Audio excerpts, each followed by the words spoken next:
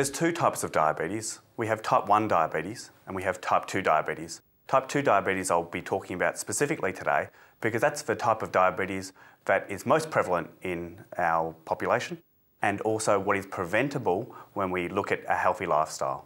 8% of the population in Australia has got type 2 diabetes. About half the people who have got type 2 diabetes aren't aware that they've got a disease.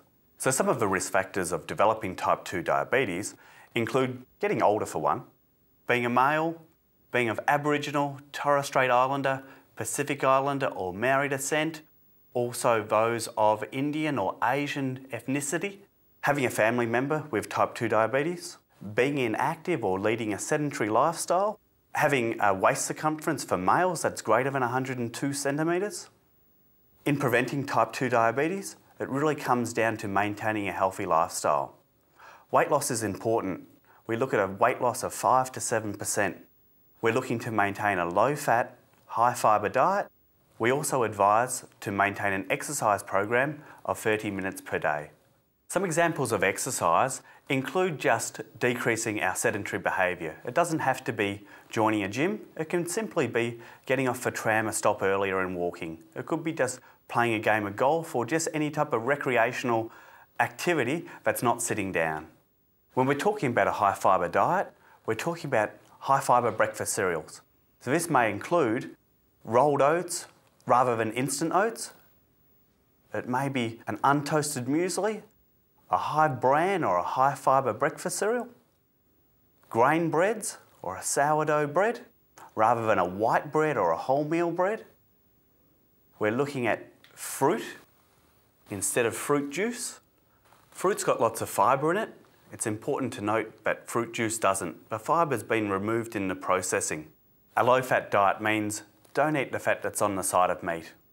It means taking the skin off the chicken, avoiding deep-fried foods, pastries, cakes and biscuits. With dairy foods, having low-fat milk, reduced or low-fat cheeses and yogurts, as well as not cooking with excessive oils and margarines and butters, which add in extra calories and fats. In terms of carbohydrates, it's important to eat low glycemic index carbohydrates. These include grain bread or multigrain bread, sourdough or sourdough rye bread. Rice such as basmati or doongara are better types of rice. Pasta's a low glycemic index carbohydrate. Potato, you could do better by eating sweet potato instead of normal potato.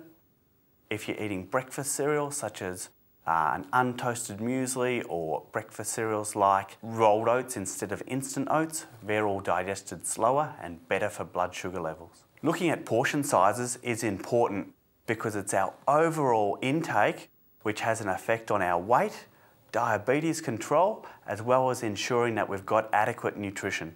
With portion sizes for lunch and dinner, one easy way is to fill half your plate with salad or vegetables.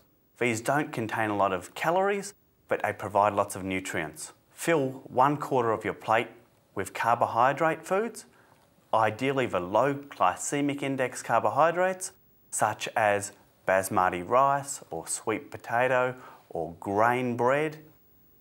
The remaining 1/4 of the plate from low-fat protein foods, such as meat with the fat trimmed off, chicken with the skin taken off, or low-fat fish that hasn't been fried. Another important consideration is to have a low-salt diet. Not adding salt at a table and not adding salt in the cooking process, as well as minimising processed foods which contain a heap of salt. In regards to alcohol, having type 2 diabetes doesn't mean that you can never have a drink.